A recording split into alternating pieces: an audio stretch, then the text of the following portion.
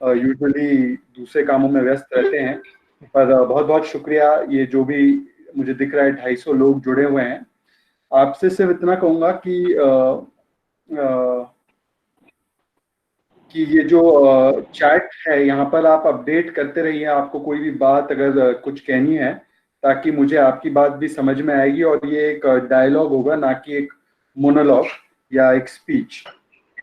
तो जैसे अर्पित जी ने बताया कि आज का जो विषय है, the subject of today is role of youth in shaping India's future. मतलब भारत के भविष्य को बनाने में युवाओं का क्या किरदार हो सकता है, क्या रोल हो सकता है। तो मैं शुरुआत में पूछना चाहूंगा, जो 250 लोग जुड़े हैं, अगर आप चैट के माध्यम से बता पाएं कि आप जब भारत की परिकल्पना करते हैं, व्हेन यू इमेजिन इंडिया, आपके हिसाब से भारत या इंडिया की सबसे बड़ी शक्ति या बड़ी ताकत आपको क्या लगता है, क्या है? आप चैट में आंसर दे सकते हैं, मैं नाम के साथ उसको पढ़ूंगा। आपके हिसाब से इसको थोड़ा सा इंटरैक्टिव रखते हैं ताकि ये बोरिंग ना हो। चलो। What do you think in your opinion is the biggest strength और पावर इंडिया हैज? देखिए, कुछ लोग सतीश कुमार कह रहे हैं डाइवर्सिटी, अमित कुमार कह रहे हैं डेमोक्रेसी, डॉक्टर राहुल चोपड़ा कह रहे हैं unity in diversity, Hrithik Jain कह रहे हैं यूथ, मुकुल गुप्ता कह रहे हैं रिलीजियस डाइवर्सिटी कह रहे हैं, कुछ लोग वननेस कह रहे हैं, यूथ ऑफ द कंट्री तनु शर्मा का कहना है, यंग पॉपुलेशन अमन वर्मा का कहना है। तो बिल्कुल मैं आपकी बात से इत्तेफाक रखता हूँ। ये सारी चीजें तो है हमारी ताकत, एक अनेकता में एकता, भारत का लोकतंत्र, जीवित लोकतंत्र जिसे कहते हैं, जो चाइना में नहीं है, जो बहुत सारे मुल्कों में नहीं है। पर हमारी एक सबसे बड़ी शक्ति अगर कोई है तो वो है युवा शक्ति। और आप देख रहे होंगे मेरे पीछे युवा शक्ति और युवाओं के सबसे बड़े अगर कोई प्रतिनिधि है तो वो स्वामी विवेकानंद है। उनके जन्मदिन को हम अंतर्राष्ट्रीय युवा दिन के रूप में भी मनाते हैं। तो भारत की युवा शक्ति ही एक्चुअल में मैं कहूंगा कि देश की राष्ट्र शक्ति है। It's the national power of India is the youth power. मैं ऐसा क्यों कह रहा हूं? अगर आप आंकड़ों की ओर देखेंगे तो भारत की आज मौजूदा जो जनसंख्या है, उसमें से लगभग 50% हमारी जनसंख्या 25 की उम्र के नीचे है। अगर 35 की उम्र कर दे तो हमारी 65% जो जनसंख्या है, 65% of our population is below the age of 35। United Nations की एक स्टडी थी कि 10 से 24 साल की उम्र जो है, 10 to 24 की एज ग्रुप जो है, उसमें भारत के पास 36 करोड़ की आबादी है। और जो नंबर 1 है, मतलब चाइना में इतनी आबादी नहीं है, जापान में नहीं है, यूनाइटेड स्टेट्स में नहीं है, जितनी आबादी युवाओं की 10 से 24 साल के बीच की आबादी अगर किसी देश में सबसे अधिक है तो वो भारत में है 36 करोड़। भारत की इस साल की अगर आप मीडियन एज, अगर एवरेज एज देखेंगे तो 29 ईयर्स है। और चाइना की अगर देखेंगे इस साल तो 37 है, जापान की 48 है। ये इसलिए महत्वपूर्ण है, मतलब 29 की अगर मीडियन एज है, अगर आपकी जो ज्यादातर आबादी 35 के नीचे है, इसका मतलब ये है कि आपके पास एक आर्मी है युवाओं की, जो वर्क कर सकती है, जो आपकी अर्थव्यवस्था को बना सकती है, जो आपके देश को बनाने में, देश निर्माण के कार्य में अपना योगदान दे सकती है। और जो एनर्जी और उत्साह युवाओं में होता है, वो हो सकता है कि जो दूसरे एज ग्रुप होते हैं उसमें नहीं होता है। यूनाइटेड नेशंस की एक और स्टडी है, उन्होंने की थी 15 देशों में, कि ऐसा कौन सा पॉपुलेशन का सेगमेंट है जो सबसे सकारात्मक है, जो सबसे पॉजिटिव है, ऑप्टिमिस्टिक है अपने देश के भविष्य को लेकर। तो उन्होंने पाया कि जो युवा वर्ग है वो सबसे ज्यादा उत्साहित होता है, वो सबसे ज्यादा पॉजिटिव होता है। It is the most constructive, the most positive, the most optimistic. तो सोचिए कि भारत में अगर इतना बड़ा पैमाना है, इतना बड़ा तबका है युवाओं का, तो वो कितना उत्साहित है, पॉजिटिव है भारत के भविष्य को लेकर। और मुझे लगता है कि अगर किसी देश का भविष्य जानना है, किसी देश का भविष्य कैसा होगा वो देखना है, तो आपको उसके युवाओं की ओर नजर करनी होगी। आप अगर युवाओं की ओर देखेंगे तो आपको उसमें भारत का भविष्य दिखेगा। ये मेरा व्यक्तिगत मानना है। पर देखिए, जो जनसंख्या की मैं बात कर रहा हूं, the population that I am talking about, जिसको अक्सर डेमोग्राफिक डिविडेंड कहा जाता है, वो डेमोग्राफिक डिजास्टर भी बन सकता है। मतलब इतनी बड़ी अगर आपकी एक आबादी है जिसको आप वर्क फोर्स में इस्तेमाल कर सकते हैं, या जो तैयार है, जिसमें एनर्जी है, जिसमें कर्मठता है, जिसमें उत्सुकता है, उसको अगर आप वर्क पॉपुलेशन में अब्सॉर्ब नहीं करोगे, अगर आप उसकी युवा शक्ति को चैनलाइज नहीं करोगे, अगर आप उसकी युवा ऊर्जा को दिशा और दृष्टि नहीं दोगे, अगर आप उसका सही से उसका इस्तेमाल नहीं करोगे, तो वही युवा शक्ति घातक भी बन सकती है, क्योंकि वो शक्ति जो है एक तरीके से आपके लिए कंटेन करने में बहुत ज्यादा मुश्किल हो जाएगी। हो सकता है कि अगर उसको आप प्रोडक्टिव यूज में नहीं लाएंगे तो हो सकता है कि वो रास्ते से भटक सकती है, और आपके लिए जो डेमोग्राफिक डिविडेंड बन के आपके देश के लिए उभर सकती थी, वो डेमोग्राफिक डिजास्टर,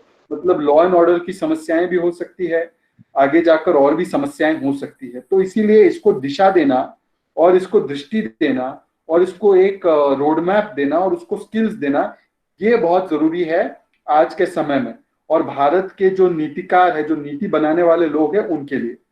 अब मैं आपको सवाल पूछना चाहता हूं और आपसे जवाब भी जानना चाहता हूं इस चीज का, कि आपके हिसाब से जो भारत की युवा शक्ति है उसका क्या फॉर्मूला होना चाहिए भारत को इंडिया के फ्यूचर को बनाने में?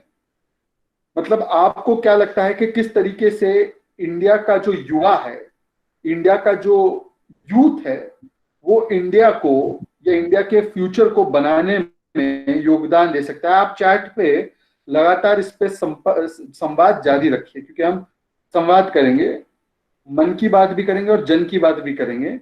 तो आपके हिसाब से भी किस तरीके से भारत का युवा योगदान दे सकता है, आप उसका जो आपके मन में जो आता है आप उसको चैट में डालते रहिए, मैं उसकी तरफ नजर भी करता रहूंगा और मैं उसका मैं विश्लेषण भी करता रहूंगा और आपके साथ उसका संवाद भी करता रहूंगा। तो देखिए, बहुत सारे लोग कह रहे हैं, डॉक्टर गगन खरे कह रहे हैं डिसिप्लिन, वरुण अरोरा कह रहे हैं पॉजिटिव एटीट्यूड।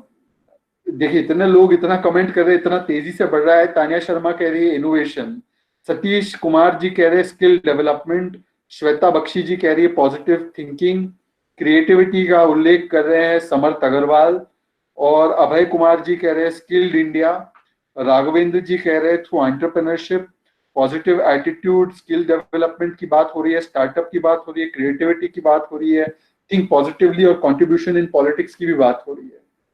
मेरे हिसाब से अगर role of youth in building India future, अगर इसका एक मंत्र देना है, इसका एक कोई फॉर्मूला देना है, तो मैं इस फॉर्मूले को इंडिया कहूंगा। इंडिया का फॉर्मूला देता हूं मैं आपको। इंडिया क्या है मैं आपको समझाता हूं विस्तार से। इंडिया का मतलब है I for indigenous, N for novelty, D for dynamism, I for information, A for aptitude. तो भारत को बनाने में युवाओं का क्या योगदान होना चाहिए, उसका मैंने आपको फॉर्मूला बताया है। उसका फॉर्मूला है इंडिया। आप कभी भूल नहीं पाएंगे, क्योंकि आप इंडिया में रहते हो, आप अपने आप को इंडियन समझते हो, इंडियन मानते हो, आप इंडियन हो। तो आपके लिए फॉर्मूला है कि आपका क्या रोल होना चाहिए, इंडिया। इंडिया को बनाने के लिए युवाओं का रोल इंडिया। अब मैं आपको एक एक के बारे में विस्तार से बताता हूं। जैसे पहले आय को लीजिए, वो है इंडिजीनियस। इंडिजीनियस का मतलब क्या है? इंडिजीनियस का अगर मैं अर्थ बताऊं एकदम आसान तरीके से, तो वो होता है लोकल, जिसके बारे में आदरणीय प्रधानमंत्री जी ने जब उन्होंने मंगलवार को मंगल संदेश दिया, तब उन्होंने उल्लेख भी किया था कि बी वोकल अबाउट लोकल। उन्होंने उस दिन ये भी कहा था कि हमें आत्मनिर्भर होना है। तो जो उनका कहने का मकसद था आत्मनिर्भरता, आत्मनिर्भरता का ये मतलब नहीं है कि आप दुनिया से कट जाओ। आत्मनिर्भरता का ये मतलब नहीं है कि आप सेल्फ सेंटर्ड हो जाओ। आत्मनिर्भरता का मतलब ये है कि आप सेल्फ रिलायंट हो जाओ।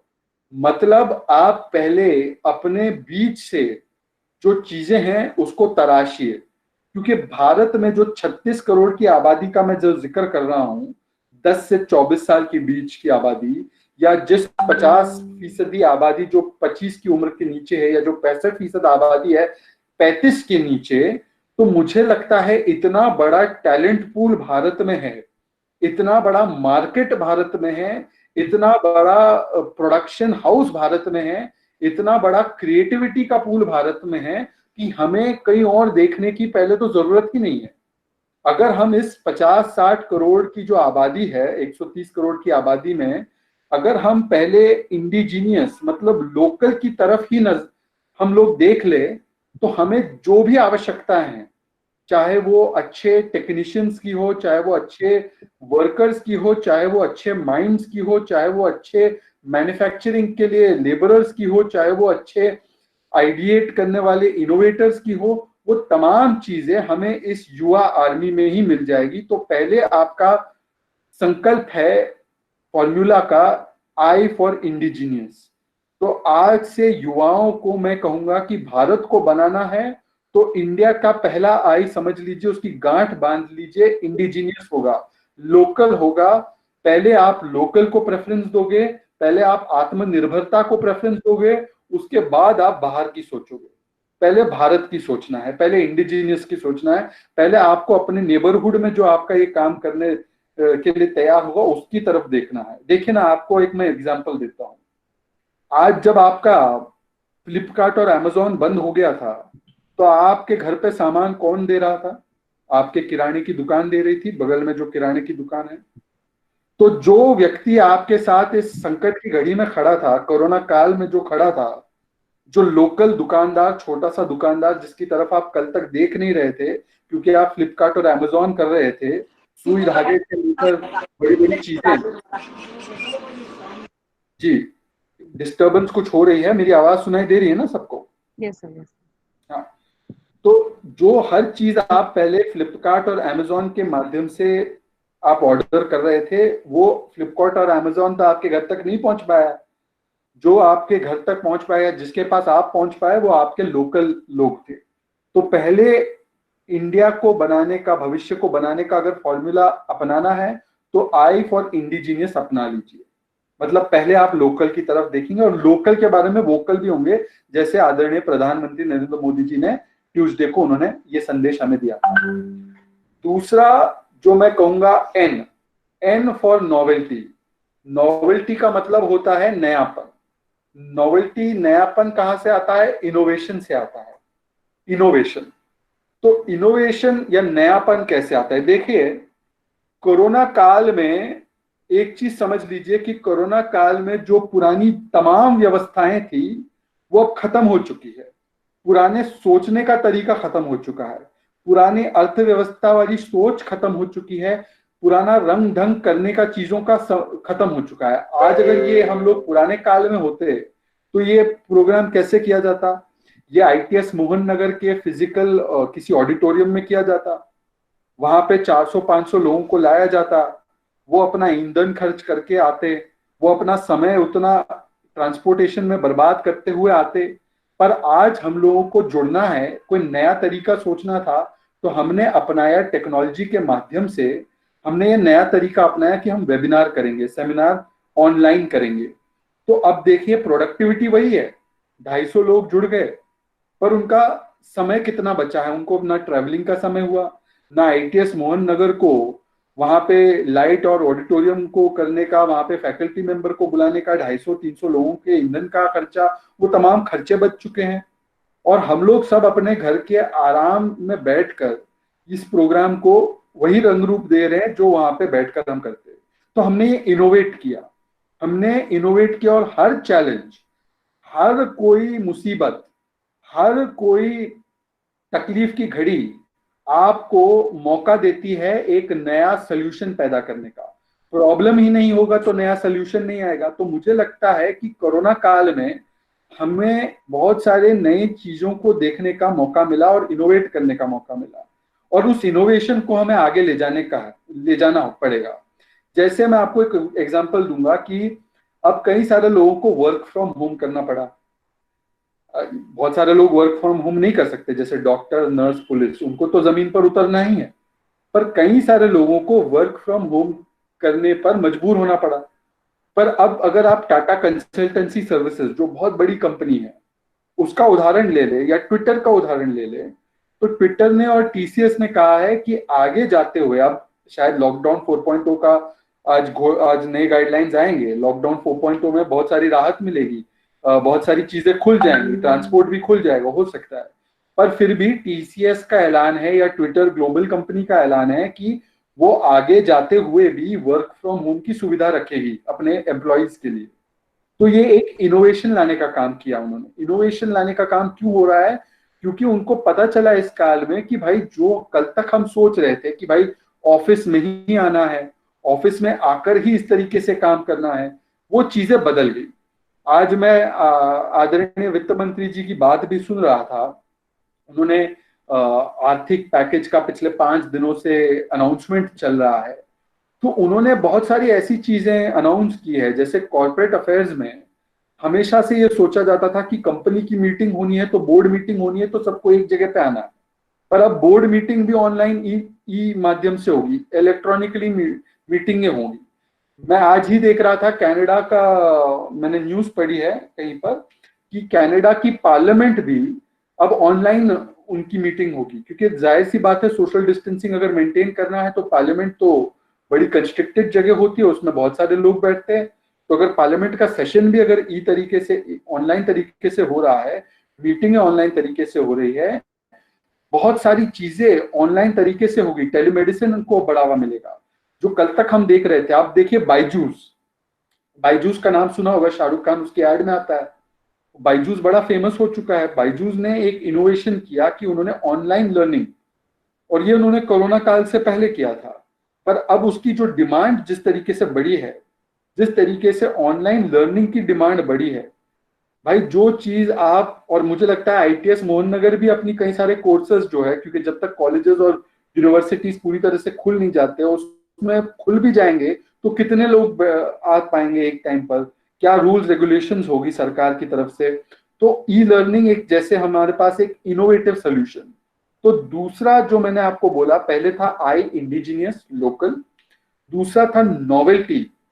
नोवेल्टी मतलब नयापन, इनोवेशन, तो दूसरा है इनोवेशन। तो आप अपना जो जुगाड़ टेक्नोलॉजी है ना, जुगाड़, भारतीय लोग जुगाड़ में तो एक्सपर्ट होते हैं। क्रिएटिविटी आप कह सकते हैं इसको, बिल्कुल आप क्रिएटिविटी कह सकते हैं, सपना रानी जी कह रही है। क्रिएटिव तरीके से, इनोवेटिव तरीके से सोचना है। ये नहीं सोचना है दरवाजा बंद है, दरवाजा बंद है तो कौन सी खिड़की खुली है वो देखना है, क्योंकि इसी के जरिए आप एक नया तरीका अपना पाओगे जो हमारी इकोनॉमी को और जो हमारे भारत को बेनिफिट करेगी। तीसरा है D, D for dynamism. Dynamism का मतलब है फ्लेक्सिबिलिटी। आप एक चीज समझ जाइए, ये कोरोना ने एक चीज भारत को और दुनिया को, विश्व को समझा दी है कि कोई भी ओल्ड फॉर्मूले से अब जो डॉगमास होते हैं ना, उसको आपको त्यागना पड़ेगा। आप ये नहीं कह सकते कि भाई साहब मैं इसी तरीके से काम करूंगा। कल कौन सी नई आपके सामने संकट की घड़ी खड़ी हो जाए, कौन सा नया संकट आपके सामने आ जाएगा, ये आप अब कल्पना भी नहीं कर सकते। और जितना ग्लोबली हम इंटरकनेक्टेड हो चुके हैं, ये मत समझिए कि वुहान के लैब में या वुहान के फिश मार्केट में, जो भी मार्केट में ये वायरस पैदा हुआ, तो वो वुहान तक ही सीमित रहेगा। वुहान से चलेगा तो अमेरिका में भी तहस नहस तबाही मचाएगा, इटली में भी तबाही मचाएगा, भारत में भी तबाही मचाएगा। तो आपको डी फॉर डायनेमिज्म, कि मैं डायनेमिक कैसे कर सकता हूं, कैसे मैं 1 मिनट अगर इस रास्ते पर चल रहा हूं और इस रास्ते पर अगर मेरे सामने ऑब्स्ट्रक्शन आता है, तो मैं अपना रास्ता कैसे बदल लूंगा ताकि मुझे नुकसान ना हो। मैं आपको उदाहरण देता हूं, मैं अपना व्यक्तिगत एक उदाहरण देता हूं। जैसे हम लोग न्यूज चैनल में मैं काम करता हूं, मेरा एक शो चलता है 4 से 5 हर रोज, मंडे टू सैटरडे, जिसका नाम है मुझे जवाब चाहिए, इंडिया न्यूज पर हम लोग इस शो को करते हैं। तो इस शो का फॉर्मेट होता है कि एक एंकर होता है, मतलब मैं एंकरिंग करता हूं और मेरे साथ 4-5 मेहमान जुड़ते हैं, और वो अपनी, मतलब आप तो टीवी डिबेट्स जानते ही हैं क्या होता है डिबेट्स में, तो वो डिबेट करते हैं और वो तू मैं होती है और वो तर्क वितर्क होते हैं, एक दूसरे के ऊपर नेम कॉलिंग भी होती है, वो सब चलता रहता है। पर पॉइंट ये था कि हम लोग पहले, हम 4-5 गेस्ट करते थे तो 2-3 गेस्ट स्टूडियो में आते थे, 2-3 गेस्ट के पास हम लोग कैमरा भिजवाते थे कि भाई के ये कैमरा यूनिट आएगा हमारी चैनल से और वो आपको लाइव कवर करेगा और आपका लाइव फीड हमारे स्टूडियो में आएगा। और हम लोग इस तरीके से 5 लोगों के पंचायत को इकट्ठा करके हम देश के तमाम प्रश्नों पर विचार विमर्श करते थे। विचार और विमर्श कम होता था, तू मैं ज्यादा होती थी। अब ये हुआ कि भाई कई सारे जोन कंटेनमेंट बन गए, गेस्ट वहां पर है जहां पर कंटेनमेंट है। कई सारे कैमरा पर्सन के यूनिट जो थे वो नहीं भिजवाए जा सकते थे कोरोना काल में। कई सारे स्टूडियो में गेस्ट को तो आना मना ही कर दिया था क्योंकि लॉकडाउन का समय था। कई सारी जगहों पर हम सीलिंग लग चुकी थी। तो भाई गेस्ट कहाँ से लाए हम, गेस्ट कैसे करेंगे, क्या शो करना बंद कर दे? तो डायनेमिज्म ये हुआ कि हमने स्काइप शुरू कर दिया, जूम शुरू कर दिया। जूम हालांकि कई लोग उसके सिक्योरिटी पे सवाल निशान उठाते हैं और वो उठाना भी चाहिए, चाइनीज उसका कुछ लिंक है। तो डायनेमिज्म से हमने बोला कि चलो स्काइप से 2 गेस्ट ले लो। डायनेमिज्म से हमने बोला कि भाई 2 गेस्ट को आप दूसरे ऐप से ले लो। और इस तरीके से डायनेमिक सोच, इस डायनेमिक सोच के चलते हम लोग पुरानी चीजों के डॉगमाज में ना अटकते हुए नए तरीके से, जैसे नॉवेल्टी आनी चाहिए तो डायनेमिज्म होगी तभी नॉवेल्टी आएगी। तो ये दोनों एक दूसरे के पूरक है। इनोवेशन करने के लिए डायनेमिज्म होना बहुत जरूरी है। तो I for indigenous, N for novelty, B for dynamism. अब आते हैं चौथे आई पर, जिसका है मतलब इंफॉर्मेशन। इंफॉर्मेशन आपका सबसे बड़ा हथियार है। बिना इंफॉर्मेशन के कुछ नहीं हो सकता। अगर भारत को, हमें अब इस कोरोना काल के बाद, और ये हमारे पास एक मौका है, भारत के पास आज एक मौका है कि भारत तमाम जो देशों की जो एक लगातार एक कंपटीशन लगा रहता था, सुपर पावर अगर हमें बनना है तो इंफॉर्मेशन हमारे लिए बहुत जरूरी है। और इंफॉर्मेशन पाना और इंफॉर्मेशन रखना और इंफॉर्मेशन साझा करना, इसका मतलब ये नहीं कि फेक न्यूज अब फैलाओ, व्हाट्सएप यूनिवर्सिटी पे नहीं भरोसा करना है। क्रेडिबल न्यूज सोर्सेस के माध्यम से पर लगातार इंफॉर्मेशन इकट्ठा करना। आप एक वक्त की रोटी कम खाइए, पर अगर आपको इंफॉर्मेशन, ज्ञान, अगर उसमें आप इन्वेस्ट कर सकते हो तो उसमें इन्वेस्ट कीजिए। क्योंकि आगे जाने वाले दिनों में या सालों में केवल वही देश आगे रह पाएंगे जिसकी जनसंख्या के पास इंफॉर्मेशन का भंडार होगा। इंफॉर्मेशन मतलब टेक्निकल इंफॉर्मेशन, दुनिया में जो हो रहा है उसका भी इंफॉर्मेशन, और अपने अगल बगल में जो चीजें हो रही है उसका भी इंफॉर्मेशन। ये इंफॉर्मेशन और नॉलेज, इसका हमें बहुत उपयोग होगा, क्योंकि हमें जब नॉलेज और इंफॉर्मेशन के दरवाजे खुले होंगे तभी हम समझ पाएंगे कि हमारी चुनौतियां असल में क्या है, हमारी सिचुएशन असलियत में क्या है, और हम उसका फिर एक सोल्यूशन निकाल पाएंगे। और last but not the least, वो है ए, एप्टीट्यूड। इंडिया का आखिरी ए जो है वो है एप्टीट्यूड। एप्टीट्यूड का मतलब ये भी होता है कि आपकी जो चीज में स्किल या जो आपकी कैपेबिलिटी या एबिलिटी, तो आपको आपकी एबिलिटी और स्किल को आगे तराशना होगा। अब इसको मुझे लगता है कि इसमें एक बड़ा वैक्यूम है।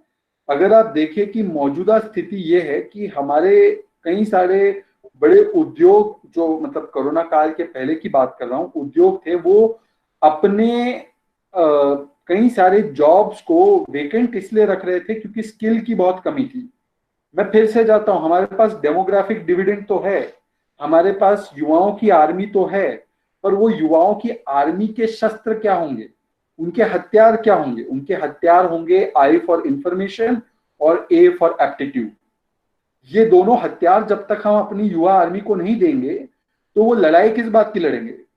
तो आज अगर जरूरत है तो वो है एप्टीट्यूड बढ़ाने की, एबिलिटी बढ़ाने की, स्किल डेवलपमेंट करने की। और मुझे लगता है कि आज एक मौका है कि भारत की इस बड़ी युवा आर्मी को फिर से स्किल दिए जाए, ताकि वो उन स्किल्स के माध्यम से जो मार्केट्स और इकोनॉमी में अपॉर्चुनिटीज बाहर आ रही है उसको वो पूरा कर सके। और उसमें मुझे लगता है आईटीएस मोहन नगर से लेकर तमाम हमारे जो शैक्षणिक संस्थाएं हैं वो उसमें बहुत बड़ा किरदार निभा सकती है।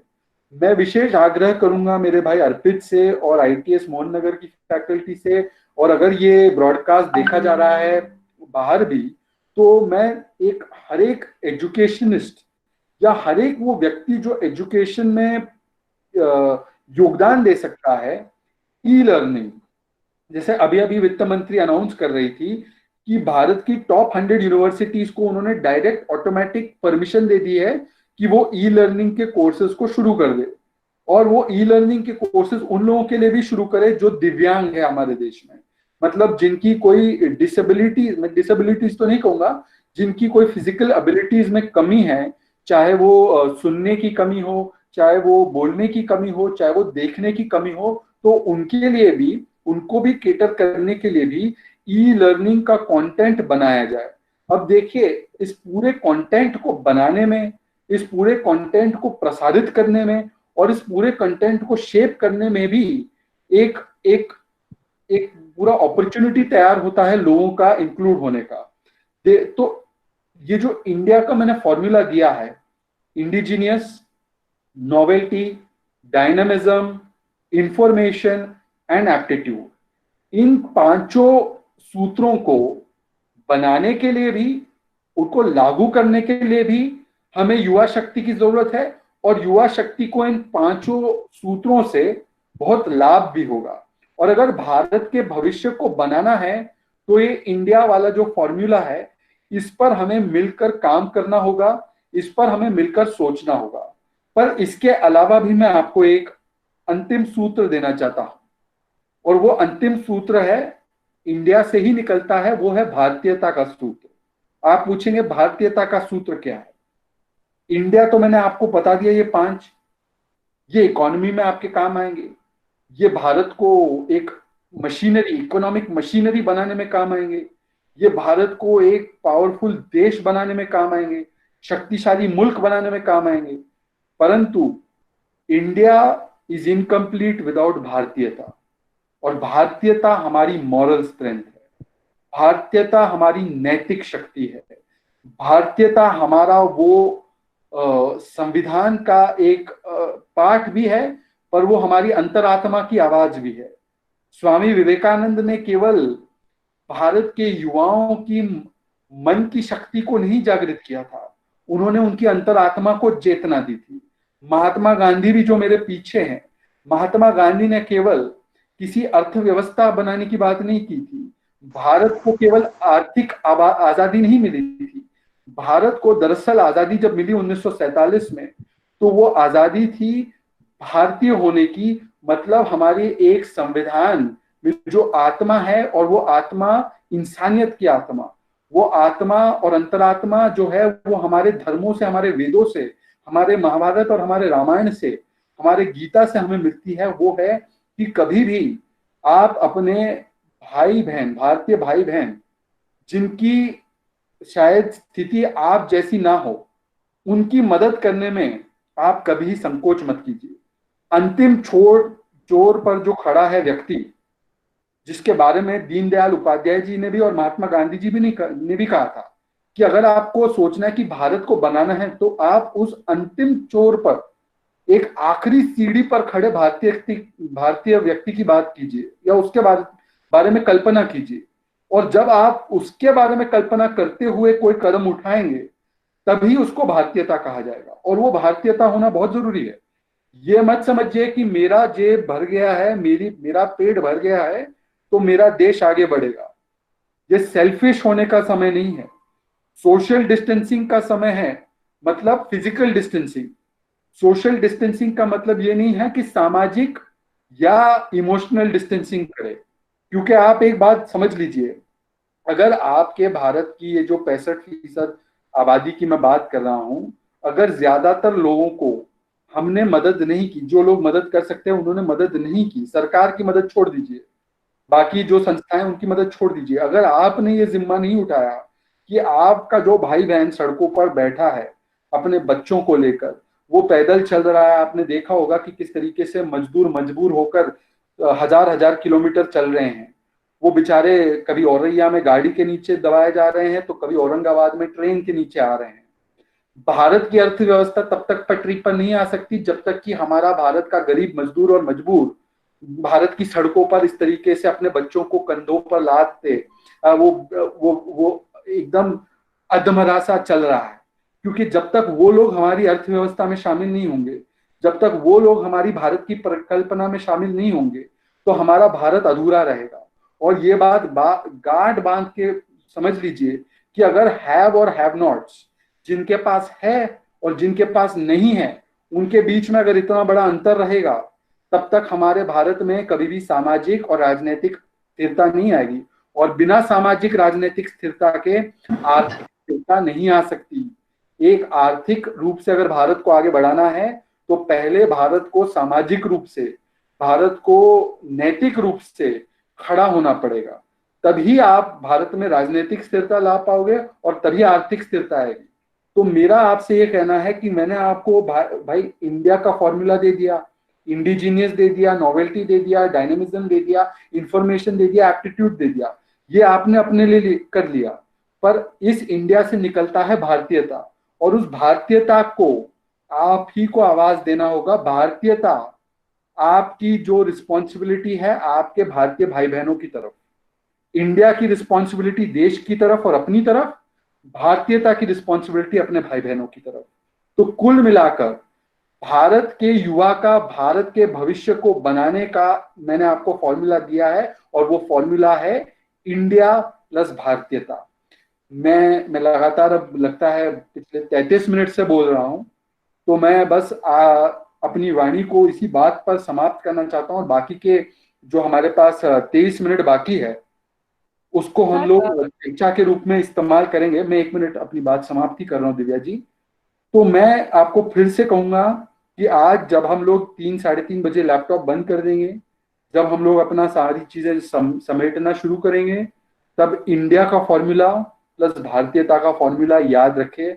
मैं एब्स्ट्रैक्ट टर्म्स में बात इसलिए कर रहा हूं क्योंकि मैं आपको एक विजन दे रहा हूं, एक रोड मैप दे रहा हूं। अब इस रोड मैप में आपको आगे चीजें भरनी है अपने हिसाब से, आपको इन चीजों को संवारना है, सजाना है भारत के लिए। पर ये दो बड़े फॉर्मूला को आप गांठ बांध लीजिए, और अब इस फॉर्मूले के तहत आप अपने समाज, आप अपने लोकेलिटी, आप अपनी कम्युनिटी, और फिर आप अपने देश, इसको कैसे बनाने में योगदान दे सकते हैं इस फॉर्मूला से, आप इस पर रोज लगातार चर्चा कीजिए। सोशल मीडिया पर अब देखिए बहुत सारे लोग स्टे एट होम है, अब पता नहीं लॉकडाउन 4.0 के बाद हो सकता है कि चीजें खुल जाएंगी तो आप इतना स्टे एट होम नहीं करेंगे। पर अगर स्टे एट होम भी कर रहे हैं तो इसका मतलब ये नहीं है कि टिकटॉक पर पूरा दिन वीडियो बनाते रहो। ये सोशल मीडिया का कोई सही उपयोग नहीं है। सोशल मीडिया का उपयोग, सही उपयोग तब होगा, टिकटॉक के वीडियो भी बनने चाहिए और वो एक एंटरटेनमेंट के तौर पर बनने चाहिए। पर कैसे आप सोशल मीडिया के माध्यम से बिजनेसेस के लिए, अपने भाई बहनों के लिए, अपने लिए दरवाजे खोल सकते हो, उसका ज्यादा इस्तेमाल कीजिए। कैसे आप इंटरनेट का, टीवी का और ये मीडियम्स का, कम्युनिकेशंस का, सर्विसेज सेक्टर को बढ़ावा देने के लिए, अब देखिए टूरिज्म लगभग कई दिनों तक बंद रहेगा, टूरिज्म बहुत दिनों तक बंद रहेगा, ये आप बात नोट कर लीजिए, क्योंकि हॉस्पिटैलिटी सेक्टर को इसका खामियाजा भुगतना पड़ेगा। ट्रैवलिंग कैसे होगा, एयरप्लेन में कैसे ट्रैवल हो पाएगा, रेलवे में कैसे ट्रैवल हो पाएगा, सोशल डिस्टेंसिंग को मेंटेन करते हुए। जब तक कि कोरोना का कोई इलाज नहीं आता तब तक इन चीजों पे बड़ी सारी रिस्ट्रिक्शंस रहेगी। पर आप अगर टूरिज्म बंद हो रहा है तो आप टूरिज्म सेक्टर से जो निकलने वाले लोग हैं, जो अब बेरोजगार हो जाएंगे।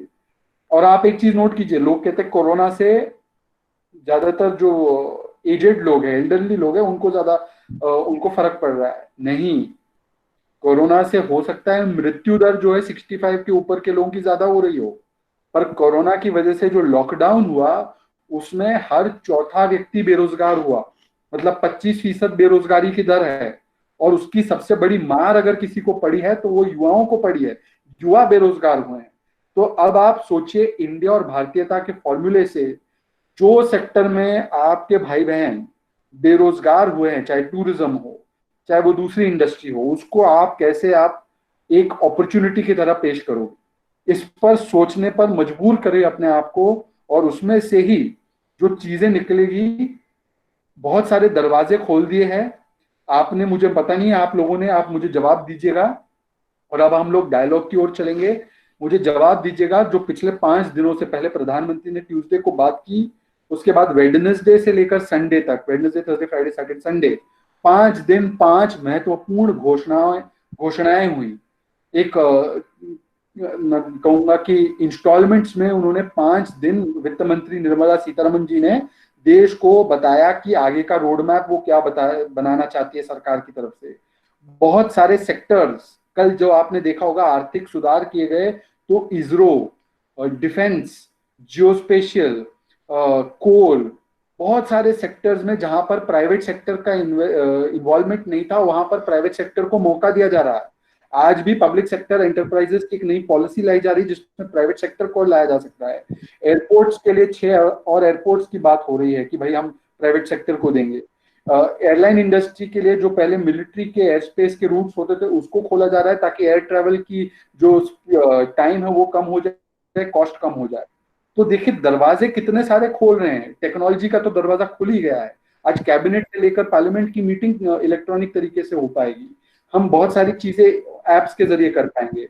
और भारत की तो ये कैपेसिटी है, भारत का तो ये एक स्ट्रॉन्ग पॉइंट है टेक्नोलॉजी, इंग्लिश, मैथ, ये तो हमारा बाएं हाथ का खेल है।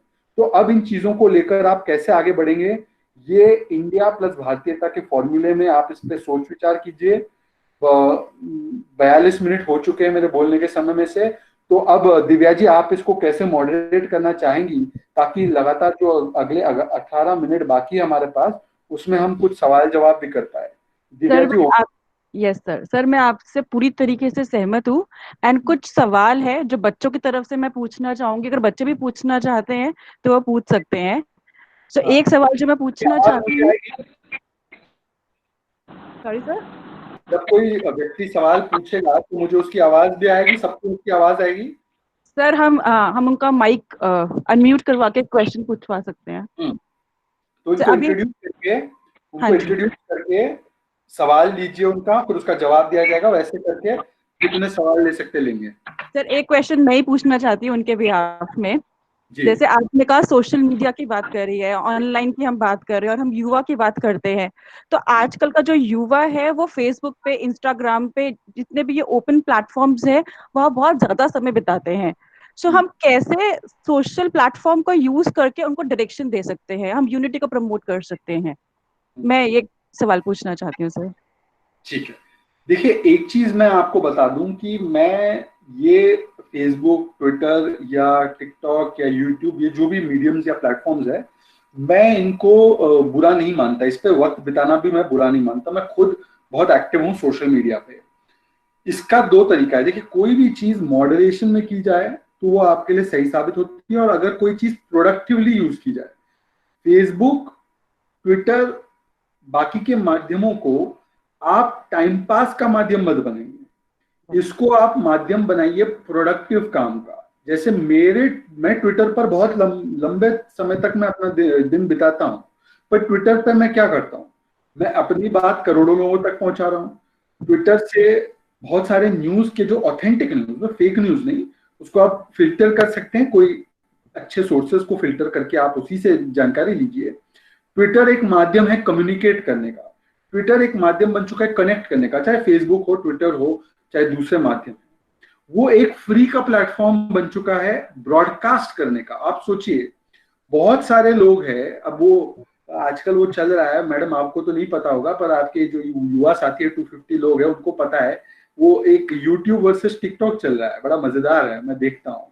कैरी मिनाटी है उसका नाम, क्या है, ऐसे ही कुछ नाम है, बड़ा फनी आदमी है। कैरी मिनाटी है ना? कैरी मिनाटी। देखो उसको। Sir carry Minati.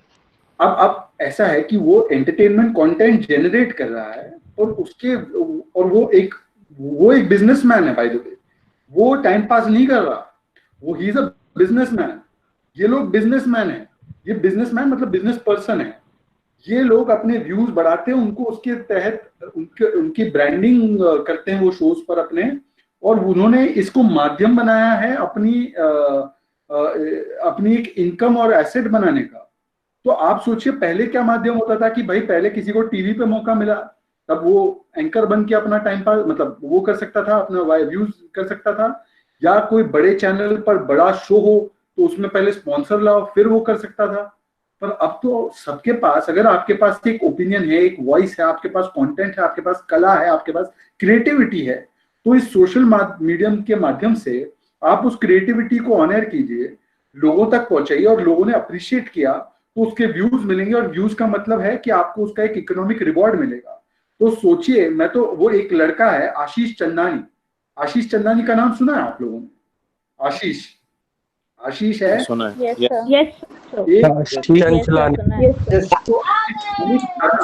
आशीष चंचलानी। ऐसे पता नहीं ना जाने कितने इन्फ्लुएंसर्स होंगे, कितने यूट्यूबर्स, कितने बड़े बड़े वीडियो, वो तो इतने बड़े, देखो वो तो कंटेंट, कॉमेडी कंटेंट बनाते हैं, एंटरटेनमेंट कंटेंट बनाते हैं, पर वो लोग उसको प्रोफेशनली कर रहे हैं। तो मेरा कहने का मतलब ये है कि don't use social media for just doing time pass, या मतलब high want friendship with you, वो टाइम पास वाले काम मत कीजिए उस पर। वो पूरा दिन आप प्रोफाइल सर्च कर रहे हो किसी का, लड़कियां लड़कों का प्रोफाइल और लड़के लड़कियों का प्रोफाइल, और फिर आप high want to have friendship, वो सब काम मत कीजिए, वो सब टाइम वेस्ट है। उसके लिए अगर आपको टाइम बताना है, ठीक है, कभी कभार ठीक है, वो भी होना चाहिए, पर उस पर आप 90% अपना टाइम इस्तेमाल मत कीजिए। आप इसका इस्तेमाल कीजिए कि भाई फेसबुक से मैं कैसे एक कम्युनिटी बना सकता हूँ एक सोशल कॉज के लिए, या मुझे अगर अपना बिजनेस बढ़ाना है तो मैं फेसबुक पर तो प्रमोशन के पैसे लिए जाते हैं बिजनेसेस से। आप फेसबुक पे ऐड देना चाहते हो तो फ्री में नहीं है वो, क्योंकि फेसबुक पे एक ऑडियंस बैठी है, उसको इन्फ्लुएंस कर सकती है। फेसबुक का तो चुनावों में इस्तेमाल होता है, आपको याद होगा कांग्रेस पार्टी भी कर रही थी, कैसे वो कंट्रोवर्सी निकला था। पर मैं कह रहा हूं कि आप फेसबुक और ट्विटर और टिकटॉक और यूट्यूब और बाकी जो भी प्लेटफॉर्म, इंस्टाग्राम, इस प्लेटफॉर्म को मोनेटाइज कैसे करना है, मोनेटाइज मतलब इकोनोमाइज कैसे करना है, उसका इकोनॉमिक बेनिफिट कैसे लेना है, कम्युनिटी बनाकर, सोशल कॉज का एक्शन के लिए, या कोई नेटवर्किंग के लिए, या अपनी कला को दुनिया तक पहुंचाने के लिए, या इंफॉर्मेशन पाने के लिए। इस तरीके से अगर आप इस्तेमाल करोगे तो ये प्रोडक्टिव साबित होंगे, आपको इसका इकोनॉमिक रिवॉर्ड मिलेगा, और फिर आपके माँ बाप अगर आपको पूरे बोलेंगे कि पूरा दिन तुम टिकटॉक करते हो, तो आप बोलो मैं आपसे ज्यादा टिकटॉक से कमा रहा हूँ, तो आप ये बोल सकते हैं। अगर ऐसा बोलना मत, ये आदत नहीं होगा अपने पेरेंट्स का, पर मैं आपको, मतलब कहने का मकसद ये है कि आप कर सकते हैं। और अब जो है ना, सिर्फ कोई टीवी चैनल पर आकर या कोई बड़ी फिल्मों में आकर या नेटफ्लिक्स पर आकर तो आप फेमस नहीं हो सकते। मैं कह रहा हूँ बहुत सारे यूट्यूब के लोग जो है, मैं उनकी शक्लें जानता हूँ, उनके नाम जानता हूँ, बड़े बड़े एक्टर्स के नाम नहीं जानता। तो आपको पॉपुलैरिटी और फेम भी मिलने का एक माध्यम। सर एक और सवाल मेरा ही है, युवा पीढ़ी को ऐसा लगता है कि उनकी सोच बहुत अलग है और समाज या लोग उनको नहीं समझते, तो हम किस तरीके से उनकी परेशानियों को समझ सकते हैं या सुलझा सकते हैं? नहीं, पर युवा पीढ़ी को इतना टाइम अपनी सोच को समझाने में क्यों अर्थ करना है भाई? नहीं समझ पा रहे तो आप आगे बढ़ो ना, आपको क्या फर्क पड़ रहा है? कोई एंडोर्समेंट नहीं देगा आपकी सोच का, तो आपको क्या मतलब हो जाएगा? नहीं समझ पा रहे तो नहीं समझ पा रहे तो नहीं समझे आपको। भाई ऐसा है कि अपने वक्त में कोई भी ग्रेट थिंकर को समझ नहीं पाया था, समझ रहे हैं ना? जिन लोगों ने पहले कहा कि धरती गोल है, जिन लोगों ने पहले कहा कि भाई धरती सूरज के चक्कर लगाती है ना कि दूसरी तरफ से है, मतलब ऐसा नहीं है कि बाकी के ग्रह धरती का चक्कर लगा रहे हैं, तो जब लोगों ने ये बातें कही तो लोगों ने कहा कि ये पागल आदमी है। जब लोगों ने पहली बार किसी फिलॉसफी को दिया या ग्रेविटेशनल फोर्स को समझाया या उन्होंने कई चीजें समझाई तो लोगों के पल्ले नहीं पड़ी। तो मुझे नहीं लगता कि न्यूटन, आइंस्टाइन, एरिस्टोटल, प्लेटो, कोपरनिकस, इन लोगों ने या जो बड़े थिंकर्स थे उन लोगों ने ये सोचने में टाइम वेस्ट किया कि भाई मेरे जो इर्द गिर्द लोग हैं मेरी बातों को नहीं समझ पा रहे तो छोड़िए यार, मिट्टी डालो, आगे बढ़ो, आप अपना करो। समय से आगे जिसकी सोच होगी ना उसको ये हमेशा प्रॉब्लम महसूस होगी कि भाई वो मेरी बात नहीं समझ पा रहे। आप सोचिए कई सारे जो बड़े लोग हैं, आज फेसबुक का फाउंडर है या बड़ी बड़ी कंपनीज जिन्होंने बताई हैं, जेफ बेजोस है, अमेजोन। तो अमेजोन की जब शुरुआत की तो कितने लोगों को समझा होगा, उसने पता है शुरुआत कैसी है? अमेजोन सबसे बड़ी कंपनी है दुनिया की, वो पहला वर्ल्ड का ट्रिलियनर बनेगा अब आगे 6 महीने में। ट्रिलियनर, हाँ, बिलियनर नहीं, ट्रिलियनर, मतलब $1000 बिलियन रुपीज में उसके पास होंगे। उसने पता है कैसे शुरुआत की? उसने शुरुआत की बुक्स, ये बुक्स है ना, उसने शुरुआत की बुक्स बेची अमेजोन पे, सबसे पहले बुक्स बिकी थी। उसने ऑनलाइन बनाया था कि भाई बुक्स खरीदना है किसी को, ठीक है ना? फिर उसके बाद उसने एक एक चीज ऐड करते गया उसमें, कि भाई ये भी बेचेंगे वो भी बेचेंगे प्लेटफॉर्म पे, पर उसने शुरुआत की बुक से। अब तब कई सारे लोगों ने सोचा कि भाई ये कैसा बेवकूफ आदमी है, कौन बुक खरीदेगा ऑनलाइन, कौन खरीदने वाला है बुक ऑनलाइन। उसने सबसे बड़ी लाइब्रेरी बनाई, अमेजोन का नाम वो अमेजोन नदी के बाद, क्योंकि बड़ी विशाल नदी है तो उसके पीछे रखा उसने। तो उसकी सोच उस समय लोगों से बहुत आगे थी। तो इसमें टाइम वेस्ट मत कीजिए। टीचर को आपकी सोच ना समझ में आए तो कोई दिक्कत नहीं है, और माँ बाप को ना समझ में आए तो कोई दिक्कत नहीं है, उनका आदर कीजिए, उनका सम्मान कीजिए, पर अपनी सोच के ऊपर काम कीजिए, अमल कीजिए, क्योंकि आगे देखने वाले लोगों की ही सफलता होती है। जो आगे देख सकता है भविष्य में क्या होगा, उसी की सफलता होती है। Very rightly said sir. Sir जैसे एजुकेशन सिस्टम भी कहीं ना कहीं युवा पीढ़ी से लिंक्ड है, सबसे इम्पोर्टेंट रोल तो एजुकेशन सिस्टम का ही आता है। तो आपको क्या लगता है क्या बदलाव आना चाहिए हमारे एजुकेशन सिस्टम में? पहले तो मैं आपको कहूंगा ना कि आप डिग्री के पीछे भागना छोड़ दो। Degree means nothing in life. Degree is waste. मैं कह रहा हूँ आईटीएस मोहन नगर के प्लेटफॉर्म, उसकी एक वैल्यू है। मतलब लोग आजकल डिग्री देखते हैं, और लोग देखते हैं हायरिंग के टाइम पे कितना क्वालिफिकेशन है वो बायोडेटा में, रेज्यूमे में डालना पड़ता है। पर डिग्री ऑफ लर्निंग क्या है आपकी? मतलब पेपर की डिग्री नहीं, डिग्री ऑफ लर्निंग। क्लासरूम में आप बैठे तो हैं फिजिकली, पर आपका मन कहीं और है। तो आपने ऑब्जर्व क्या किया? किताबें आपके सामने ओपन तो है, पर उसमें से आपने निकाला क्या? एग्जाम में आपने पेपर पेपर लेकर, एक्स्ट्रा शीट लेकर भर तो दिया उत्तर, और एग्जाम हॉल के बाहर निकलने के बाद 2 महीने बाद आपको वही सवाल पूछा गया तो आपने मगअप किया था, मग्गू है आप। तो मग्गू के समझ में तो कुछ नहीं आया, उसने रट के लिख लिया, उसका क्या फायदा है? Degree on paper means nothing, degree of learning means everything. But unfortunately हमारा एजुकेशन सिस्टम जो है, it has always emphasised, it has always focused on degree of paper. Degree of learning की किसी को पढ़ी नहीं है। मैं तो कहता हूं कि भाई जो व्यक्ति लाइफ स्किल्स समझ ले, जो व्यक्ति सॉफ्ट स्किल्स समझ ले, जो व्यक्ति के पास बेसिक स्मार्ट वर्किंग की टेक्नोलॉजी हो। हार्ड वर्कर एक होता है, स्मार्ट वर्कर एक होता है। जिस व्यक्ति को ये पता है कि भाई मुझे, देखो एक है कि भाई मुझे परसेंटेज निकालना आता है, मैथ्स में स्कूल में हम सीखते थे परसेंटेज निकालो, ये डिवाइड करो, चीजें करो। उसका प्रैक्टिकल एप्लीकेशन आना चाहिए। Practical application of theoretical knowledge should be the education system का यूज। क्योंकि मैं कॉलेज से बाहर निकल गया, पर इंडस्ट्री वाले मुझे कह रहे भाई तुम तो मग्गू हो, तुमको प्रैक्टिकल एप्लीकेशन तो आ ही नहीं रहा इसका। इसके लिए अब हम लोगों ने क्या शुरू किया है? Skill development. भाई जो सिखाया है स्कूल में उसका प्रैक्टिकल एप्लीकेशन भी तो आए। तो ये दिक्कत है कि हमारे स्कूल में सिखाया जाता है टूल्स, पर how to use those tools वो किसी ने नहीं सिखाया जाए। हमें टूल्स बता दिया कि ये टूल है, वो टूल है, ये टूल है, पर टूल का इस्तेमाल कैसे करना है? इसका उदाहरण मैं आपको देता हूं कि what use is a machine gun.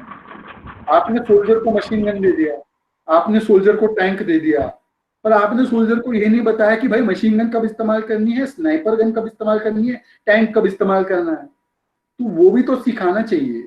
और इसीलिए मैं कहता हूं कि जितना समय आप कॉलेज में करते हो उतना समय internship, practical on field experience, दुनिया में क्या हो रहा है, इंडस्ट्री की क्या डिमांड है, और उसको फिर अप्लाई करते हुए, तो हो सकता है आपको मार्क्स 80% 90% ना मिले हो, पर अगर आपको पता है कि भाई जो मैंने सीखा है वो मुझे रियल वर्ल्ड में कैसे अपनाना है, अगर वो टेक्निक आपके पास है ना, तो मान लीजिए आप अगले जेफ बेजोस आप हैं, मान लीजिए अगले मार्क जकरबर्ग आप हैं। What you learn outside in the real world is more important. तो मैं ये हमेशा कहूंगा, माफ कीजिएगा, तो एजुकेशन सिस्टम की जहां तक बात है, मेरा आवेदन निवेदन यही रहता है कि soft skills training, English training, maths, basic maths and application of maths and how to apply it in real world, ये सिखा दो बस। बाकी फिर भारतीयों को छोड़ दो, भारतीयों की जुगाड़ टेक्नोलॉजी काम पे आ जाती है, उनको आपने थोड़ा सिखा दिया, वो बाकी अपना मैनेज कर लेते हैं। सर हमारे पास एक स्टूडेंट है अमन वर्मा। हाँ, Aman Aman Verma. Verma, please introduce yourself, unmute your mic and ask you a question. Aman Verma, are you listening? जी अमन जी बोलिए।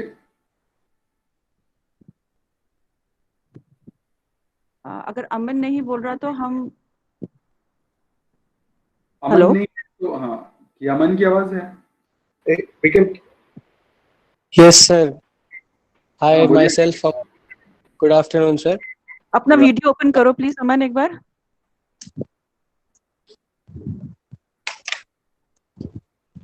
आज के प्रश्न। Yes, sir.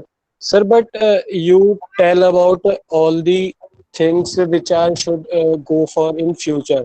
But sir, right now people are not ready for adaptation. Then how these efforts are useful? आपका सवाल है कि लोग अभी अडेप्ट करने के लिए तैयार नहीं है, यही सवाल है आपका? Yes, sir. डार्विन्स थियरी पता है आपको क्या है? Darwin's theory of evolution. No, sir. Survival for fittest. Darwin's theory of evolution ये है, सर्वाइवल ऑफ द फिटेस्ट। बिल्कुल सही कहा।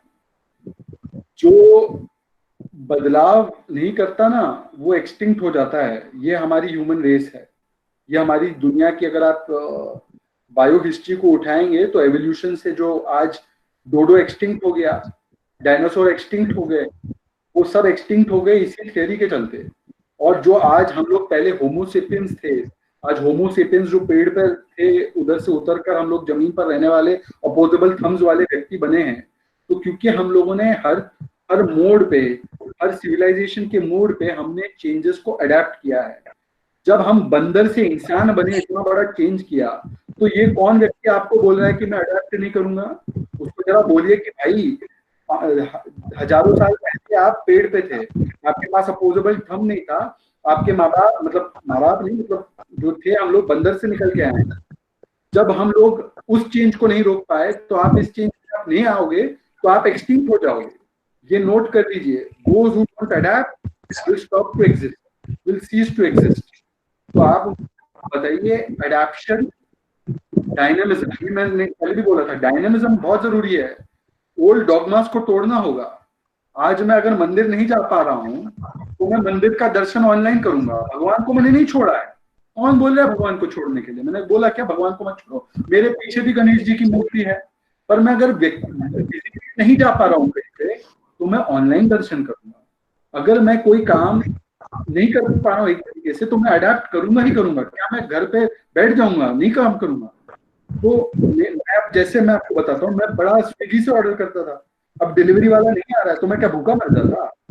मुझे अडेप्ट करना पड़ा, मैंने अडेप्ट किया, मैंने अपना का खाना बनाया। अडेप्शन, चेंज, बदलाव, परिवर्तन, ये मात्र एक स्थायी चीज है ह्यूमन लाइफ में। और जो परिवर्तन करने से डरता है वो दकियानुसी है और वो व्यक्ति आगे नहीं बढ़ पाएगा। परिवर्तन के राह पर भी प्रगति है। तो परिवर्तन, बदलाव, अडेप्शन, डायनेमिज्म, यही उन्नति का तरीका है। इसके बिना उन्नति नहीं हो सकती। Thank you, sir. We have Professor Pavan with us and he wants to ask a question. Pavan sir, you can ask the question. Thank you, Divya ma'am, thank you. Sir नमस्कार, मैं प्रोफेसर पवन ITS college से। Sir जैसा आपने कहा कि इस देश को में जो युवा का प्रतिशत है वो संपूर्ण विश्व में सबसे ज्यादा है, इसलिए संपूर्ण विश्व एक हिंदुस्तान को एक अवसर के रूप में देखता है। और मेरा भी मानना यही है क्योंकि युवा के पास प्रश्न बहुत है। अब मैं आपसे सिर्फ एक मार्गदर्शन चाहूंगा क्योंकि इस जो ये सेशन चल रहा है इसमें युवा लोग काफी जुड़े हुए हैं। इस देश में अगर युवा ही हिंदुस्तान के भविष्य को तय कर सकता है तो जो युवा है उसके पास इतनी ऊर्जा है जिसकी वजह से वो प्रश्न पूछता है। इस ऊर्जा को वो सही तरीके से ग्रहण कैसे करे, इसको संचालित कैसे करे और इसमें वो धैर्यवान कैसे रहे, ये सर मैं चाहूंगा कि आप थोड़ा मार्गदर्शन करें जिससे कि हमारा जो युवा इस वक्त जो जुड़ा हुआ है और आप भी एक युवा हैं तो आप इस चीज को बेहतर तरीके से कनेक्ट कर सकते हैं। धन्यवाद सर। जी बहुत बहुत शुक्रिया डॉक्टर पवन आपके सवाल का। और पूरा का पूरा जो आज हमारा 1 घंटे का वेबिनार रहा है वो दरअसल इसी विषय पर रहा है कि भाई हमारे पास युवा ऊर्जा तो है, युवा शक्ति हमारी राष्ट्र शक्ति तो है, पर इसे संचालित करना, इसको दिशा देना, यही सबसे बड़ी चुनौती है हमारे सामने, देश के सामने, हमारी समाज के सामने और हमारे देश के नीति तय करने वाले जो हमारे नेता है, रहनुमा है, उनके सामने, क्योंकि बिना चैनलाइज किए इसको नहीं किया जा सकता। पर मैं कुछ आपको मेरे व्यक्तिगत उदाहरण दे सकता हूँ। पहले तो आप सबसे अगर अहम चीज है तो आपके रोल मॉडल क्या है। किसी भी देश का भविष्य अगर जानना हो तो उस देश के युवाओं का रोल मॉडल कौन है, ये आप देख लीजिए। ये अंग्रेजी में भी कहावत है कि if you want to know the future of a country, I can tell you the future of a country by looking at the role model and the leaders of the youth of that country. तो आपका आदर्श कौन है, आपका role model कौन है, इसको युवाओं को तय करना पड़ेगा। हर युवा के मन में वो आदर्श कौन है उसको आप तय कीजिए। आपके मन में, जैसे मैं व्यक्तिगत रूप से अगर मैं कहूं तो राजनीतिक क्षेत्र में मेरे आदर्श प्रधानमंत्री मोदी है। अगर आप मुझे पूछेंगे कि सामाजिक क्षेत्र में, तो मैं कहूंगा सामाजिक क्षेत्र में अगर मेरे आदर्श की बात करें या सामाजिक का बढ़ाकर दायरा में कहूं तो एक ह्यूमैनिटेरियन आदर्श अगर मैं देखना चाहूं तो मेरे लिए श्री राम है या स्वामी विवेकानंद है। तो आपके आदर्श कौन है, आप ऐसे आदर्श तय कीजिए पहले। हो सकता है कि वो आदर्श पब्लिक डोमेन में ना हो, सार्वजनिक जिंदगी में ना हो। आपके माता पिता भी आपके आदर्श हो सकते हैं, आपके बड़े भाई, आपकी बड़ी बहन आपके आदर्श हो सकती है, आपके छोटे भी आपके आदर्श हो सकते हैं। उनकी जो कर्मठता है, हो सकता है कि वो आपके, मेरे लिए भी बहुत सारे जो युवा है, मेरे से छोटी उम्र के लोग ही क्यों ना हो, मुझे लगता है मेरे एक लड़का है रितेश अग्रवाल, वो ओयो रूम्स का फाउंडर है, मेरे से 26-28 साल का है, और उसने कितनी बड़ी कंपनी खड़ी की है। मेरे लिए वो आदर्श है। मेरे लिए बहुत सारे युवा आदर्श है, तो उनको भी आप आदर्श बना सकते हैं। तो आप पहले तो आदर्श तय कीजिए और फिर आप तय कीजिए फिलॉसफी। आपकी फिलॉसफी क्या है। फिलॉसफी मतलब ये कोई धार्मिक फिलॉसफी की बात नहीं कर रहा हूं मैं बात कर रहा हूं कि वो एक ह्यूमनिस्ट फिलॉसफी कहां से आ रही है। ये हो सकता है कि आपको कोई धार्मिक किताब से मिले, मुझे मेरी फिलॉसफी मिलती है गीता के सार से। जो संदेश श्री कृष्ण ने अर्जुन को दिया, जो संदेश गीता से मिलता है, फल की चिंता मत करो, कर्म करो। आपका संदेश हो सकता है बाइबल और कुरान से लिया है, उधर भी बहुत है, भंडारा है फिलॉसफीज का। आपके आदर, आपकी फिलॉसफी हो सकता है कि आपके इर्द गिर्द रहने वाले जो आपके टीचर्स हैं वो भी आपको दे। तो एक आदर्श और एक फिलॉसफी, ये दोनों लोग जब तक आपको मोटिवेट करते रहेंगे तब तक आपकी युवा शक्ति को डायरेक्शन मिलता रहेगा। अगर युवा शक्ति के सामने कोई आदर्श ना हो, मान लो महात्मा गांधी का आदर्श ना हो, मान लो कोई रिस्पॉन्सिबल व्यक्ति का आदर्श ना हो और एक फिलॉसफी ना हो, तो वो युवा शक्ति जो है ना वो बिखर जाती है, वो इर्द गिर्द इधर उधर हो जाती है। इसलिए आदर्श और फिलॉसफी, आदर्श और फलसफा, लीडर एंड फिलॉसफी, ये लेकर हमेशा चलिए। He should inspire you and he should guide. He मतलब ही और she should inspire you, he और शी शुड गाइड यू। ये होना चाहिए। जब ये दोनों हो जाएंगे ना, और ये कोई भी क्षेत्र से हो सकता है, धार्मिक क्षेत्र से हो सकता है, ये आपके स्पोर्ट्स से हो सकता है, फिल्म से हो सकता है, ये बिजनेस से हो सकता है। कोई कह सकता है कि अजीम प्रेमजी मेरा आदर्श है, और कोई कह सकता है कि मेरी फिलॉसफी वो कुरान की आयत है जिसमें कहा गया है कि एक इंसान की जिंदगी बचाना मतलब पूरी कायनात की जिंदगी बचाना।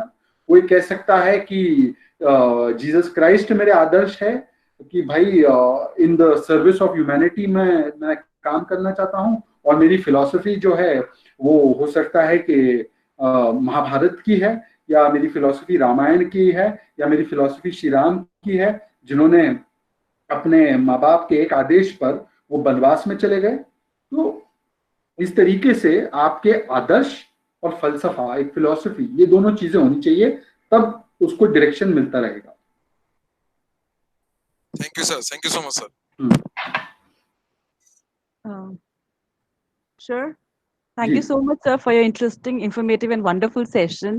So now I would request Dr. Sunil Kumar Pandey, sir, Director, sir, to give closing remarks. Thank you, Divya ji. Thank you so much, Shahjad sir. In fact, it is always a wonderful experience, और जब भी कभी हम आपको सुनते हैं या कभी जब आपसे कभी इंटरेक्शन आपका होता है तो हमेशा यही मन होता है, यही इच्छा होती है सभी की कि बस सुनते रहें। और आज के इस सेशन में I am sure that all the students, in fact it can be seen here that since beginning, even before you started, that session was full packed to 50 because that was the maximum limit which we could have. And in between, if somebody has left, he could not came back because somebody was waiting and he got into automatically. And lots of people, even our students and faculty members, they could not join because of that limit. But since we had this live on Google Meet, so lots of people, not only our students and faculty, but people from industry, our alumni, even CEOs, they were there, and I'm getting continuous messages from them. In fact, it was so enlightening. Sir, मुझे एक बात बताइए, sorry मैं आपके vote of thanks को interrupt कर रहा हूँ, ये जो हमने 1 घंटा अभी सेशन किया है, ये कहीं पे रिकॉर्ड हुआ होगा ना? हाँ, yes sir, we have complete video recording. हाँ, तो इसको YouTube पे या इसके ज्यादातर चल को YouTube पे डालना संभव होगा? यस, अभी शाम को सर ये हम पूरा जो वीडियो होगा इसको हम अपने जो इंस्टीट्यूट का हमारा चैनल है, हाँ, उसमें डाल दीजिए आप अपने फेसबुक, ट्विटर और बाकी माध्यमों पर इसका यूट्यूब लिंक वगैरह डाल दीजिए, मुझे भी भेजिएगा, मैं भी सार्वजनिक करूंगा। और उसमें मेरा जो ट्विटर हैंडल है @shehzad SHEHZAD_IND, मैं आपको यहाँ पे टाइप भी कर देता हूँ, तो इस पे आप लोग मुझे फॉलो भी कर सकते हैं, और आप इसका इसमें जो वीडियो में तो ये मेरा ट्विटर हैंडल को डाल दीजिएगा, तो जो लोग हैं वो ट्विटर के माध्यम से मुझे फॉलो करेंगे और वो मेरी बातों से जुड़े रहेंगे। और जैसे मैंने बताया कि हर रोज उनको 4 से 5 बजे चाहे या ना चाहे देखने का मुझे मौका मिलता है मेरे चैनल पे, तो वो अगर चाहे तो मंडे टू सैटरडे मुझे देख भी सकते हैं, वहाँ पे भी मैं रखता हूँ। पर बहरहाल तो मैंने ट्विटर हैंडल भी शेयर किया है लोगों के लिए, चाहे में पढ़ सकते हैं, और आप भी इसको शेयर कीजिएगा, मुझे लिंक भेजिएगा यूट्यूब का। बिल्कुल शेयर करूंगा। तो इनफैक्ट बड़ा कम ऐसा होता है जब हम, क्योंकि हम लोग एक मैनेजमेंट इंस्टीट्यूट और प्रोफेशनल इंस्टीट्यूट होने के कारण जितने हमारे कोर्सेज भी हैं, they allow management courses or technical courses or professional courses. So normally listening this perspective, it all is very rare. And the point, the thing what you have pointed out was really amazing. The concept of India, what in fact you presented, it was really eye opening. And मुझे मिली है मुझे, और जो message जो comments मैं देख पा रहा हूँ जितने ऑडियंस हैं, इट वाज सिंपली ऑसम। और आपने बहुत जो एक बहुत अच्छी हम सभी को लगी होगी निश्चित रूप से कि as a responsible citizen we all have to understand our responsibility, और हमें कहीं ना कहीं ये समझना पड़ेगा कि देश में इस जो कठिन समस्या हम सभी के सामने है उसमें हम अपने स्तर पर योगदान कैसे कर पाए। आपको खुशी होगी कि हमारे जितने फैकल्टी मेंबर्स और स्टूडेंट्स इस समय कनेक्टेड हैं, इस पूरी प्रक्रिया में हमने 26 मार्च से जब वो यूपी बॉर्डर पे जब ये प्रॉब्लम शुरू हुई थी, तो हमारे वाइस चेयरमैन साहब जो आरपी चड्ढा सर हैं और हमारे ऑनरेबल चेयरमैन सर हैं डॉक्टर आरपी चड्ढा सर, उन लोगों ने एक कॉल लिया कि इस समय वास्तव में हम एक संस्थान के रूप में तो हम पूरी तरीके से जो शिक्षा देने का शिक्षा शैक्षणिक कार्यक्रम है उसको तो हम संचालित करते ही हैं।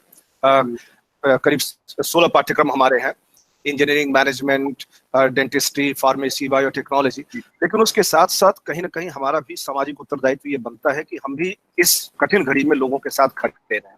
और आपको प्रसन्नता होगी कि एज एन इंस्टीट्यूट हम लोगों ने 26 मार्च को ये निर्णय लिया, और तभी से हम लोगों ने करीब इस समय रोज लगभग 8000 लोगों को रोज भोजन वितरण का काम ITS ग्रुप की ओर से किया जा रहा है, जिसको जो हमारे वाइस चेयरमैन साहब हैं आरपी चड्ढा साहब उनके मार्गदर्शन में, जो कोरोना वॉरियर्स हैं, बिकॉज बाकी लोगों का तो लोग फिर भी सोच रहे थे, कोरोना वॉरियर्स के बारे में लोग ज्यादा सोच नहीं रहे थे, तो उसमें उनके लिए जो सैनिटाइजर्स हैं, मास्क हैं, उनके लिए जो स्नैक्स वगैरह, टी है, बाकी जो चीजें हैं, इसके लिए लगभग 1000 से ज्यादा बॉटल्स पीरियडिकली पुलिस विभाग में जो हमारे यहाँ के हैं पुलिस अधिकारी उनको, और जो स्वास्थ्य कर्मी हैं उनके लिए जो हमारे CDO उनके माध्यम से हम लोग उपलब्ध करा रहे हैं। इसके साथ साथ हमारा जो डेंटल कॉलेज है मुरादनगर में, हमारे कई डॉक्टर साहब लोग जुड़े हुए हैं। इनफैक्ट डॉक्टर विशाल जी जो हैं आपको इस समय जो आपके साथ हैं वो भी हमारे मुरादनगर परिसर में ही डॉक्टर हैं। तो वहाँ पे एक क्वारंटाइन सेंटर हमारा हॉस्पिटल भी है और वहाँ पे लगभग 40 लोगों के लिए क्वारंटाइन सेंटर भी बनाया गया है। तो नित्य प्रति हम लोग जो गांव ग्रामीण क्षेत्र है, क्योंकि शहरी क्षेत्र में तो भोजन वितरण हो सकता है, साधन है, लेकिन ग्रामीण क्षेत्र में समस्या आ रही थी कि अगर हम गाजियाबाद में कुछ ऐसा करें तो वहाँ दिक्कत आ रही थी। तो संस्था ने रोज करीब 750 लोगों के लिए सूखा राशन है, 750 परिवारों को सूखा राशन हर परिवार में पहुंचाने का पूरा प्रयास किया जा रहा है। तो एक अपने स्तर पे, संस्था के स्तर पे जो हो सकता है वो हम लोग करने का प्रयास कर रहे हैं और आपको आश्वस्त कर सकते हैं कि जो हमारे सामाजिक जो सरोकार है, जो हमारा सामाजिक उत्तरदायित्व है, उसमें संस्था पूरी तरीके से, पूरी जिम्मेदारी के साथ उसमें इन्वॉल्व है। इसके साथ साथ हम लोग जी ये बड़ा काबिल तारीफ है ITS एजुकेशन सोसाइटी की जो ये मुहिम है, जो आपने जिसका वर्णन किया। पर मैं आपको एक चीज ये कहूंगा कि आपकी मेन जो योगदान की जो ताकत है वो है intellectual building of India. Intellectual building मतलब बौद्धिक योगदान जो आप दे सकते हैं। तो मैं आपको आग्रह करूंगा कि आप तमाम लोग ये वेबिनार के माध्यम से कैरेक्टर बिल्डिंग, जिसमें कि आप एक दिन श्री राम की जीवनी को ले लो, जीसस क्राइस्ट की जीवनी को ले लो, character building, yoga, fitness and training, किसी दिन स्वामी रामदेव जैसे व्यक्ति को न्योता दे दो, बड़े व्यस्त रहते हैं पर वैसे व्यक्तियों को। और तो बेसिकली मेरा कहने का मतलब उसको सबको ओपन करो।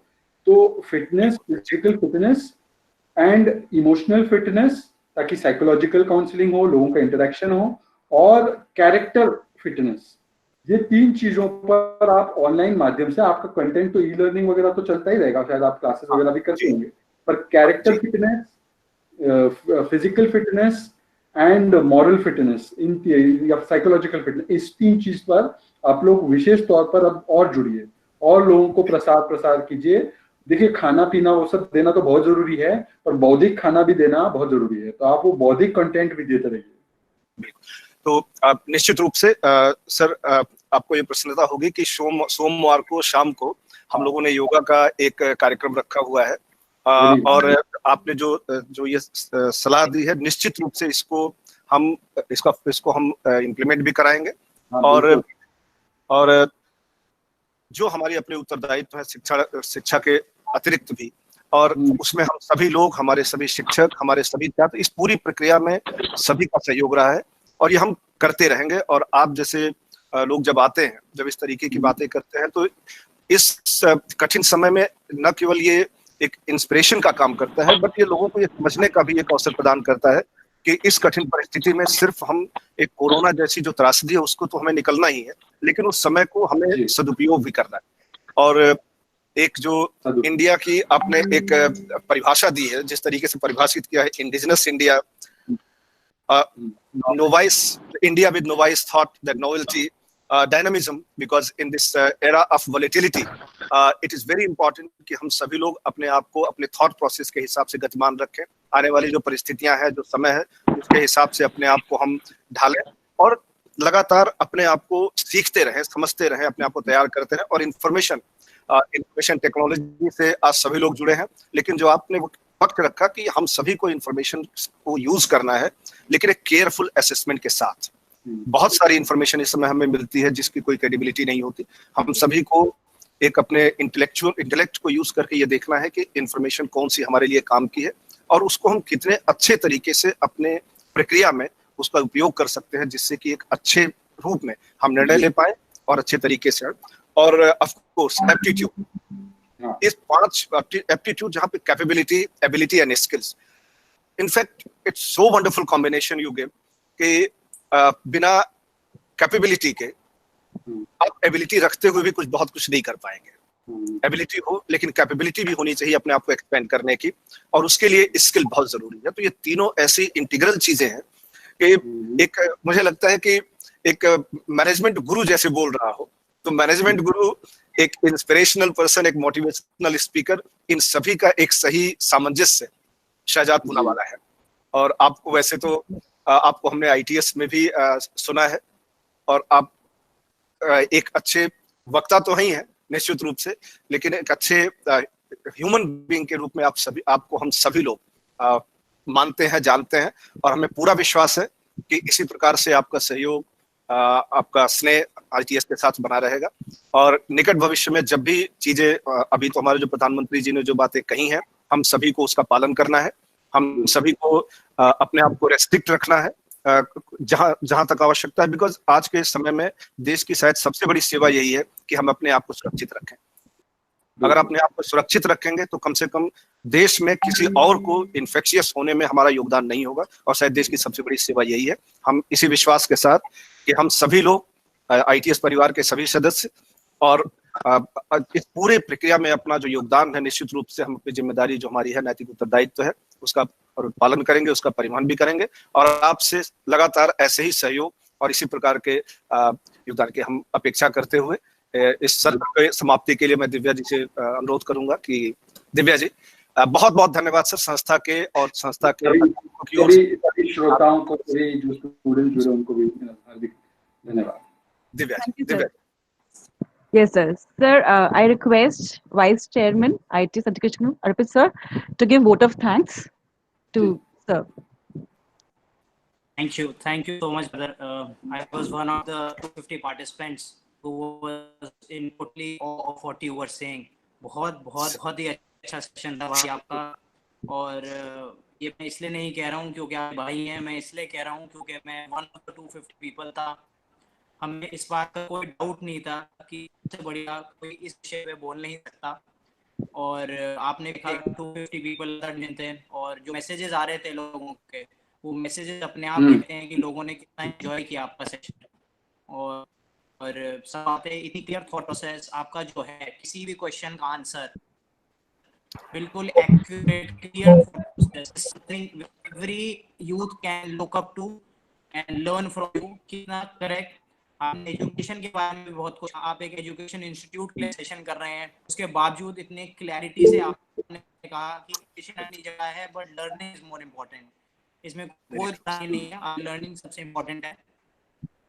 और जैसे कि आपने कहा, हमें गवर्नमेंट को नहीं करना चाहिए, हम सबको अपने लेवल पे हेल्प करनी चाहिए। अभी मेरे पास कल परसों एक अच्छा वीडियो आया, जैसे कि आपने कहा सोशल मीडिया पे कई बार अच्छी चीजें भी होती हैं, मेरे पास व्हाट्सएप में बहुत अच्छा वीडियो आया, वो कहीं का वीडियो, उसमें ये पूरी सोसाइटी अपने घर में हर कोई में 10-10 रोटी बना के दे रहे हैं एक्स पर्सन को, एक्स पर्सन एक बड़ी कम्युनिटी किचन ले जा रहे हैं।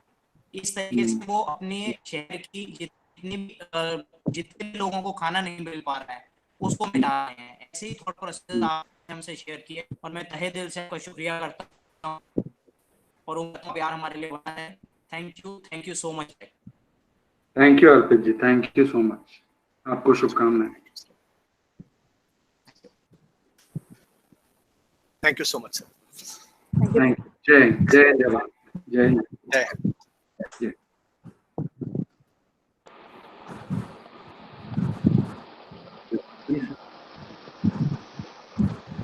Thank you everyone for such a wonderful audience. So now we can close the session. Thank you so much. Thank you. Thank you so much, sir. Thank you, sir. Thank you, sir. Thank you, sir. Thank you, Dr.